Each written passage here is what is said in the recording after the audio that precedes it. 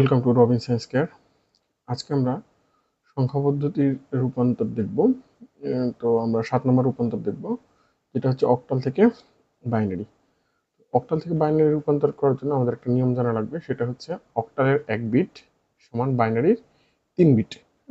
অর্থাৎ তোমরা চাইলে এই সংখ্যাটা মনে রাখতে পারবা যে 421 এই রুলসটা একটু মনে রাখবা। কিভাবে এখন খেয়াল করে দেখো, এই সংখ্যাগুলো আমরা কিভাবে জেনারেট করছি। যে জিরোর বাইনারি হচ্ছে 0, 0-এর বাইনারি 0, 1-এর বাইনারি 1, এভাবে 2-এর বাইনারি 10, 3-এর বাইনারি 11, 4-এর বাইনারি 100, 5-এর বাইনারি হচ্ছে 101, 6-এর বাইনারি 110, 7-এর বাইনারি 111। এখন এটা তোমরা চাইলে মুখস্থ রাখতে পারো, ফলে তোমরা অঙ্কগুলো দ্রুত করতে পারবা। আচ্ছা, এখানে উপরে যে নিয়মটা বলছে যে অক্টালের 1 বিট সমান বাইনারি 3 বিট। এখন প্রথমে তোমরা খেয়াল করে দেখো, এখানে কিন্তু কি ছিল, আমাদের 1 বিট ছিল 0, অর্থাৎ যেটাতে আমাদের 1 বিট আছে সেটা আমরা 3 বিট বানানোর জন্য এখানে আমরা 2টা শূন্য অ্যাড করে দিলাম, তারপরে আমরা 2টা শূন্য অ্যাড করে দিলাম, তারপরে একটা শূন্য, তারপরে একটা শূন্য। বাকিগুলোতে খেয়াল করে দেখো অলরেডি এখানে 3 বিট করে আছে। এখন তোমরা চাইলে এটা মুখস্থ রাখতে পারো অথবা একটু টেকনিক খাটায় বের করতে পারো। আমরা দেখি যে কিভাবে বের করা যায়। সাপোজ মনে করো তুমি 5-এর বাইনারি বের করবে, 5-এর বাইনারি। এখন আমি এখানে যে সংখ্যাটা লিখছি যে 421, এখন এইখান থেকে কোন অঙ্কগুলোর যোগফল 5 হয়। দেখো, যদি তুমি 4 আর হচ্ছে 1 যোগ করো তাহলে কি হয়, 5 হয়ে যায়। অর্থাৎ তুমি যেটা নিবা সেটার নিচে 1 দিবা। যেহেতু আমি 2 নিচ্ছি না, সেহেতু এখানে কি বসবে, 0 বসবে। অর্থাৎ 5-এর বাইনারি হবে 101। সেম প্রসেসে সাপোজ তুমি 2 এর বাইনারি এখান থেকে বের করবা, তাহলে কি হচ্ছে, শুধু আমাদের এই 2 নিলেই কিন্তু হয়ে যাচ্ছে, আর বাকি যে দুইটা আমরা নিচ্ছি না। তাহলে আমি 4ও নিতে পারবো না, 1ও নিতে পারবো না, শুধু আমাকে কি নিতে হবে, 2। সেই জন্য এটা নিচে 1 বসবে। সেই জন্য 2 এর বাইনারি হবে হচ্ছে 0 1 0। সিমিলারলি যে 3 এর বাইনারি যদি তোমরা বের করতে চাও, তাহলে খেয়াল করে দেখো 3 কিভাবে হয়, যে 2 আর হচ্ছে 1 যোগ করলে কত হয়, 3 হয়। তাহলে আমাকে 2 নিতে হচ্ছে আর কত, 1 নিতে হচ্ছে। তাহলে আমি 1 দিলাম, 4 আমার নেওয়া লাগতেছে না, সেই জন্য এটা শূন্য। তাহলে 3 এর বাইনারি হবে 0 1 1।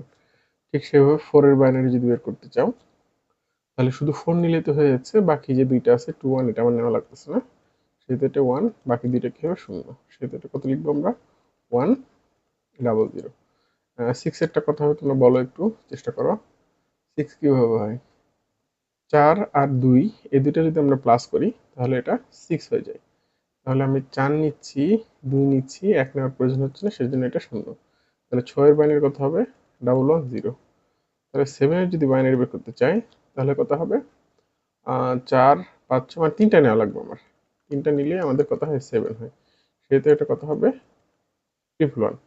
তাহলে 0টা কত হবে, 0 হলে তো আমি কোনোটাই নিতে পারবো না, সেহেতু সবগুলো কি হবে, 0 হবে। তাহলে 0 এর ক্ষেত্রে 3টাই কি হবে, 0। 1 এর ক্ষেত্রে কি হবে, যে আমরা শুধু এই 1টাই নিতে পারবো আর বাকিগুলো নিতে পারবো না, এই জন্য এগুলো কি, শূন্য। সেহেতু 1 এর বাইনারি কত হবে, 0 0 1। আশা করি তোমরা বিষয়টা বুঝতে পারছো। তাহলে আমাদের মূল কনসেপ্টটা কোথায়, যে অক্টালের 1 বিট সমান বাইনারির 3 বিট, এটা আমাদেরকে মনে রাখতে হবে। চলো একটা উদাহরণের সাহায্যে একটা অঙ্ক আমরা সলভ করে দেখি। আচ্ছা, এখন ধরে নিচ্ছি এই 375.24 এই অক্টাল সংখ্যাটাকে আমরা বাইনারি সংখ্যায় রূপান্তর করব। এখন কিভাবে করব, তোমরা প্রত্যেকটা অঙ্ককে এইভাবে একটু ফাঁকা ফাঁকা করে লিখবা তোমাদের খাতায়। লেখার পরে এই অ্যারো চিহ্নগুলো দিয়ে দিলাম। এখন খেয়াল করে দেখো 3 এর বাইনারি কত হয়। কিভাবে, আমরা যে 4 2 1 এই রুলসটা প্রয়োগ করব। তাহলে 3 মিলাইতে হলে আমার কি লাগবে, 2 নিতে হবে আর 1 নিতে হবে, আর এটা কি হবে, 0। সেই জন্য 3 এর ক্ষেত্রে কত হয়েছে আমার, 0 1 1। এভাবে তুমি খাতায় বসিয়ে দিবা। সিমিলারলি 7 এর বাইনারি কত হবে, 1 1 কিভাবে, এই যে 3টাই নিলে আমাদের 7 হয়, 4 5 6, এই যে 7, 3টাই নেওয়া লাগতেছে, এই জন্য 1 1 1। 5 এর বাইনারি কত হবে, যে 4 আর 1 যোগ করলে কত হয়, 5। তাহলে 1 0 1। তাহলে 5 এর বাইনারি কত হবে, 1 0 1। ঠিক সেইভাবে দশমিক বরাবর আমরা দশমিক বসাই দিলাম। 2 এর বাইনারি কত হবে, 0 1 0। অর্থাৎ আমি শুধু 2 নিতে চাইলে এটা 1 নিলেই হয়ে যাচ্ছে, বাকি দুইটা কি হবে, শূন্য হবে। 4 নিতে হলে কি করতে হইতেছে, যে 4 বরাবর 1 দেবো আমি, বাকিগুলো আমার নেওয়া লাগতেছে না, সেই জন্য আমি কি, শূন্য দিয়ে দিলাম এখানে।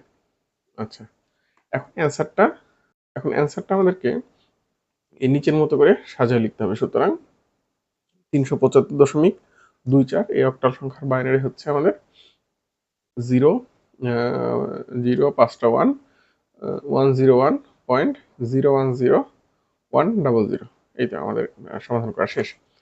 আচ্ছা, আমি আরেকটা ছোট এক্সাম্পল দিয়ে তোমাদেরকে ব্যাপারটা বোঝানোর চেষ্টা করি।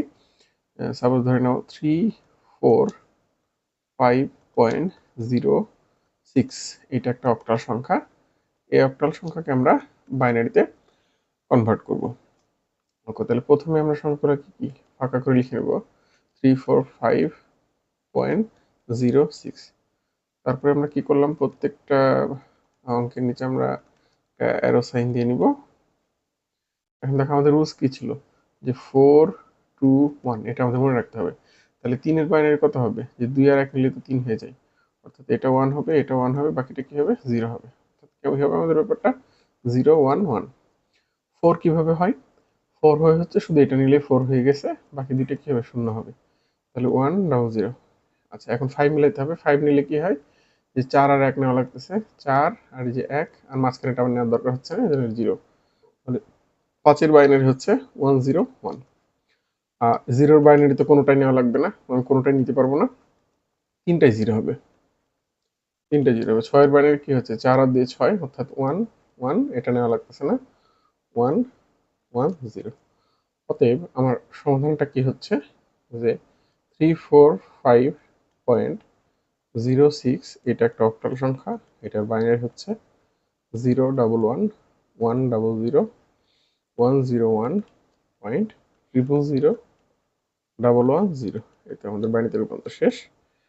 আচ্ছা, তোমরা যদি বুঝে থাকো তাহলে আমি তোমাদের দুইটা কাজ দিচ্ছি। এই দুইটা কাজ তোমরা নিজেরা সলভ করো, সলভ করে কমেন্ট বক্সে জানাও যে অ্যান্সারটা কত। ঠিক আছে, ভালো থাকবে তোমরা, আজকে এ পর্যন্তই, আল্লাহ হাফিজ।